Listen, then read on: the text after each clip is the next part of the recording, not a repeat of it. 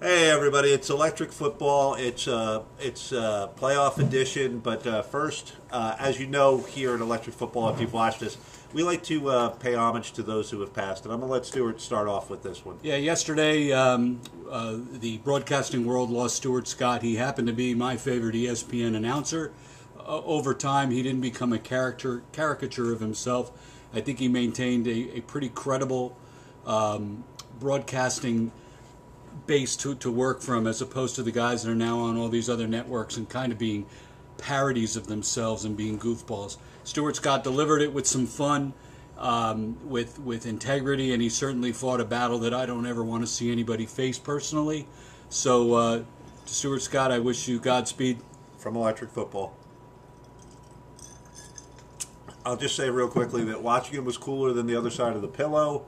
And that he faced his disease with dignity, seemed like a good family man, which is ultimately the most important thing, and we have a lot of respect for Stuart Scott. Yeah. Now, switching 180 degrees. Total gears. Hide the children. This is going to be a rant, and it's not going to be safe for work, if you know what I'm saying. Turn the volume down. Chris Christie looks like the freaking great pumpkin swinging from Jerry Jones's withered nutsack at that game. And this is not the first game he's been at. He's been hanging out in Dallas. I think it's wonderful that you're a Cowboy fan. You know what? Do your job as the governor of New Jersey first. Stop running for president. Stop using your position to your advantage to go have fun with Jerry Jones.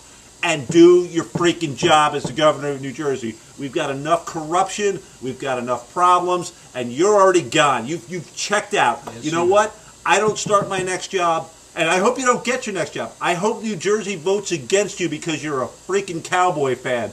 That's why I'm wearing a Giants jersey today. To remind our governor that he has a sworn oath to our state first. And he should stop fucking around.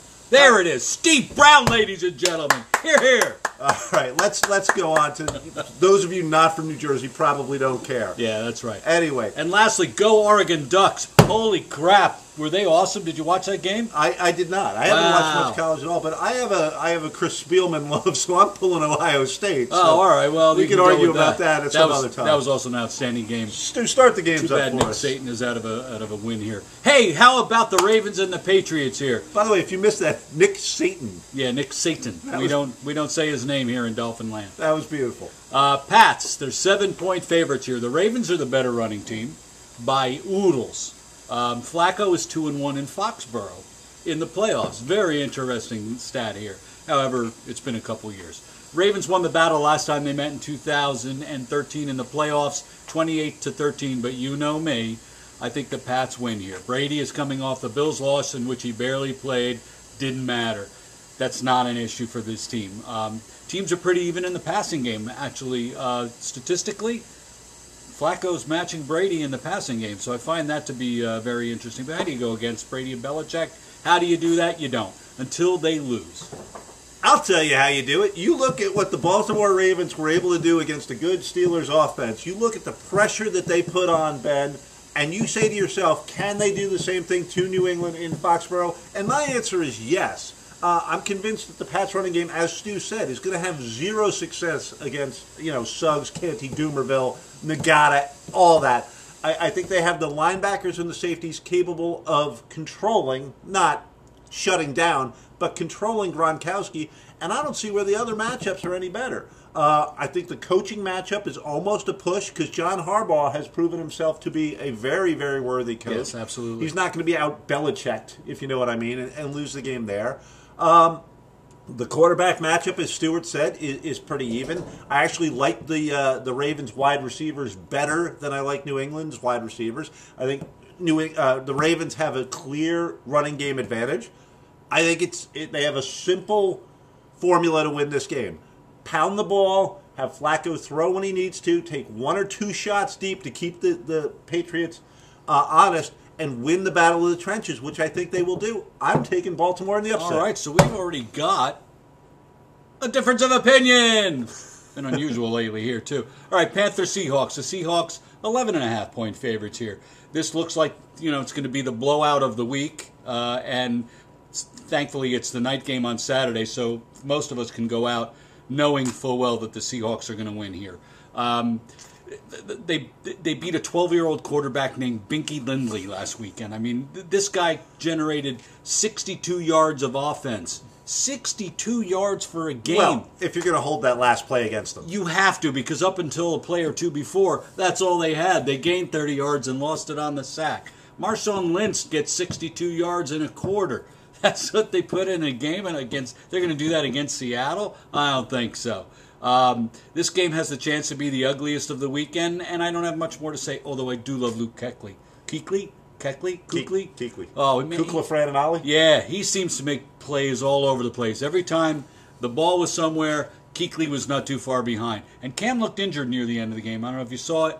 Kind of wincing and limping around. I don't know if there's any, real injury to him there, unless he was just cold and battered and whatever. But I think effects of the car accident too. Yeah, potentially. The Hawks are salivating at limiting this Panther team. I'm taking them big, 38-10. Can I have my thunder back? Because you just stole it. Sure. He pretty much said everything that I was going to say. Kuechly and Thomas Davis had about as good a game as any linebackers have ever had in the playoffs. They were everywhere. They were on the other side of the Arizona Cardinals. Of the Arizona Cardinals offensive line, and then somehow would teleport back and be knocking down passes on the same play. Unbelievable. Carolina won that game, but were not all that impressive. They weren't all that impressive against the Falcons before that. Seattle has the only hope Carolina seems to have is Cam Newton has been playing better, and Kelvin Benjamin is a stud. He is a stud. The rookie wide receivers in this class: Beckham, Benjamin, who am I forgetting here? Landry, Evans, Watkins, Matthews, Evans, Landry. Yeah. What a class of wide receivers. Just an aside there.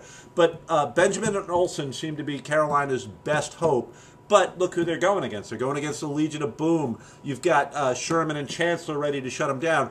And if they start trying to do little swing passes out there, here comes Earl Thomas to knock those guys down. Bury him. It seems like Seattle has every advantage you could have, and this will be a rout. So I'm with Stu on this one.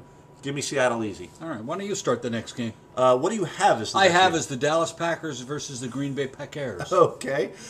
This one scares me because I hate Dallas, and that's usually good for a +7 on the scoreboard, it seems. Plus, it's evidently good for them picking up a flag that changes that game completely. And there's a rant for you. Oh. Have you ever seen that flag picked up in your life in a playoff game? You're picking up...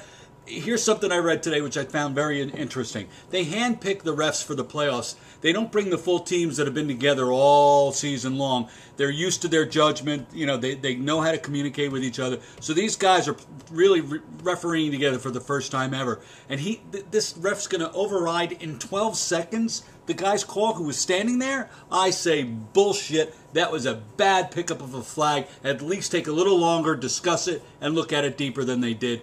Boo to you, referees. And when did Des Bryant join the Dallas defense, and when was he allowed to come on the field with his helmet off? And that's a 15-yard penalty that didn't get called. The refs blew it. The refs blew it twofold. They shouldn't have picked up that flag. If they did, they should have said, "Holy crap, Des Bryant is insane, and he's violating every rule we have for a guy on the sidelines. Here's your 15." It changes the game. Now, there is no way of knowing, does Detroit go on to win that game? You don't know. But you set a team up at the 26, with a first down, up 3, they're most likely going to get a field goal, and that changes the entire game. Yep. So, yeah. Not that they didn't implode at the end. I mean, they had 3 or 4 penalties called when Dallas was near the red zone. A couple, at least one of those 3 in a row. Pretty questionable, too. Crap. Was it Whitehead that hit little Cole Beasley? I know. As clean a hit as you could see. Now, Terrible. His arm does come up after his shoulder hits Beasley, but it's his shoulder. And it's Beasley. I mean, Beasley's 5'8". How are you going to hit him any lower than that? You can't. Get arrested for assault. It looks like somebody's little brother ran out on the field and should be like, "You, son, get off the field. The real players are here." I think it was Binky Lindley in a Dallas Hey, uniform. Beasley had a good game. Let's not make the man's playing. He's earning his keep. But it's a hard, what appears to be perfectly legal football tackle. And once again this year, it is penalized. Yep, go ahead. I don't know what to say about that. So my fear is that Dallas has much taller wide receivers. They have, Des Bryant and Terrence Williams are both listed at 6'2". Sam Shields and Tramon Williams are like 5'10", 5'11". There's a matchup I can see the Cowboys winning. DeMarco Murray should be able to run on a questionable Green Bay defense. In my mind, I can picture DeMarco Murray just plowing over A.J. Hawk again and again. Like, knocking him down, backing up and waiting for Hawk to get up and then running over him again. I agree. I get it. Aaron Rodgers is great. I get it. They're in Green Bay. They're at Lambeau, which used to be a huge home field advantage, but has not been recently.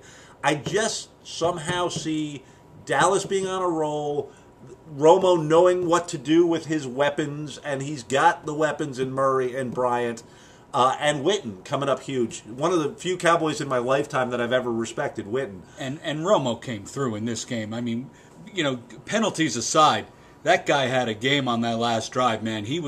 That throw to Witten, he was dodging bullets there before he was able to get it off. And the play was, you're either going inside if he's on the outside or outside if the defender's on the inside. Witten made the right decision, and that ball came out quick. And that touchdown wasn't exactly just a pattern. They had that play was breaking down, and I think he was throwing to Bryant, who was behind. Williams, I don't know about right? that, but I do. But he hit Williams, and I'm going with another upset here. Wow. I'm going on the theory that the team that Steve hates the most will win.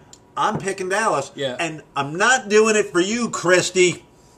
You great pumpkin red sweater wearing, looked like the freaking state of Texas. He was so desperate to get in on that hug. That's right. I think he was trying to reach into Jerry Jones' wallets to get his contribution for his freaking presidential run. Yeah, they're not. No offense to the Cosmo Club, but no, America's not ready for a Goomba president from New Jersey. He's Italian. I think so. Christy, isn't he? Ugh. I am the walrus. Goo goo gajoob. Anyway. Hey, I agree. If DeMarco Murray can get running, and that would be my game plan, run DeMarco Murray until you had to throw the ball. That's what I would do. However, I also think Lacey could come on. He's been playing strong of late. I just think Aaron has the magic, and I'm taking the Packers still at home in Lambeau Field. It's going to be icy cold. I think 8 degrees. It's going to be tough to play in. I think that favors Dallas too, but I'm taking the Packers. All right. Indy. By the way, last week's games I did 2-2. I was fairly crappy. One of the things that I found amazing about last week's game, bad punting. Oh my God, the 10-yard punt by Detroit. Detroit was killed by a 10-yard shank, and Cincinnati's punter averaged -7 yards. Drew Butler for the Cardinals averaged 34.8 yards, but at least 2 or 3 of them were in the 20s. It was brutal. It was horrific to watch. You have one job. One of the Drew Butler doesn't have that job anymore, and I'm pretty sure Sam Martin just kissed his goodbye too. Yeah, he probably took a different plane home. Anyway, Indy at Denver. Luck versus Manning didn't go well for Manning earlier this year, but you watch that Colts team, and I'll tell you what, T.Y. Hilton was dropping an awful lot of crucial balls early in that game. He looked hurt. I don't know if he looked hurt because he was running deep patterns. He was making some catches. He had over 100 yards, but man, the real difficult catches he could have made early in that game would have changed the complexion of that game completely. It would have been a blowout early, and he wasn't making them. Thank God they were playing Cincinnati. They said, yeah, right, who I picked. They said the Colts led the NFL in drops this year. Wow. Which I found an interesting statistic. Yeah, but did they lead the league in attempts? I mean, that might have a lot to do with it, too. But, hey, didn't you used to be Reggie Wayne? I used to be. Where was he in this game? What do you have, 1 catch for 12 yards? I didn't even know he played, to be honest. Hey, didn't you used to be didn't Trent Richardson used to play football? Remember when I was touting him as the move that was going to put Indy over? Yeah. Damn, I was wrong on that. And then you look at the Colts D, and they lack a top pass rusher, and getting pressure on Manning has always been the key to throwing him off his game. So I don't see them being able to do that. Yes, Peyton may have lost a little bit on his fastball, but he's had time to recover right now, so he's going to be as healthy as he can be. And they've also found a running game in C.J. Anderson. They have playmakers at all the skill positions. And the Broncos D has proven pass rushers in Von Miller and DeMarcus Ware. And they can take Aqib Talib and put him on Hilton if Hilton is destroying them. So, yeah, I mean, Manning has his fleener, or not Manning, Luck has his fleener that he likes to wave around. And, you know, there will be fleeners on the field, I can promise you that. But the Broncos have way more playoff experience. They have home field advantage. And I see them being able to apply way more pressure to Luck than the Colts will be able to Manning. I like the Broncos. All right, well, I'm going opposite here. This one, I'm going to regret it, but I'm taking the Colts, and I don't want to. And here's the reason why. I'm smelling an upset because I think Andrew Luck is playing better ball than Peyton Manning right now. He threw for 376 yards last week. Granted, against a Cincinnati defensive backfield that's clearly not as good as Denver's, but Andrew Luck's passes, you see that last bomb that he threw? He stepped up just out of the pressure, threw this bomb right into the hands of a guy with about 3 yards to spare in the end zone. Oh, now you're becoming a Luck fan. No, well, you know, I don't love the forehead either, so I'm taking the worst of my two medicines here. Dalton didn't have A.J. Green and the tight end, but he still is the Marty Schottenheimer of quarterbacks. Great in the regular season or good in the regular season, can't win a playoff game. Actually, let me jump in there. That would make him the Jim Mora of quarterbacks because they said Jim Mora has the most regular season wins and never won a playoff game. It wasn't Jim Mora the playoffs. I'm never going to win one. Evidently not. So I'd like to take your analogy and switch it to the Jim Mora of quarterbacks. So I don't love the Colts by any stretch of the imagination, but I think Manning's look hurt to me. His balls have been wobbly little ducks. His passes, not his balls. Yes, I'm immature. Yeah, you are, and I caught that immediately. And I just think, I'm sensing a sea change here. I think the younger guys are starting to step up and kind of brush the old men away. I'm taking the Colts on a wing and a prayer here. All right. So that's been Electric Football's full moon crappy day Steve had. Winter is coming. Playoffs, yeah, it feels that way. It is. Playoff special. We hope you've enjoyed it. We appreciate all your comments. Stu? We would like to thank the Cosmos Club for never being here while we're taping, because it really does help that nobody's bothering us for the most part. But they are generous enough to not know that we're up here stealing their booze and making awkward picks in the NFL. And you, the viewers, whoever is watching, I do appreciate the Dolphins New York City, the Fin Nation. Who else do I post in? The Miami Dolphins fan group, Miami Dolphin Fan Nation. You probably go, why does he keep giving us these to watch? But I am a Dolphin fan, true and through, and I just, want to share my idiotic knowledge with you, the smart NFL viewer. There you go, folks. I'm Steve Brown. I'm Stuart, not Scott. Pace. See you next time on Electric Football. Thanks for watching. Here comes the hand.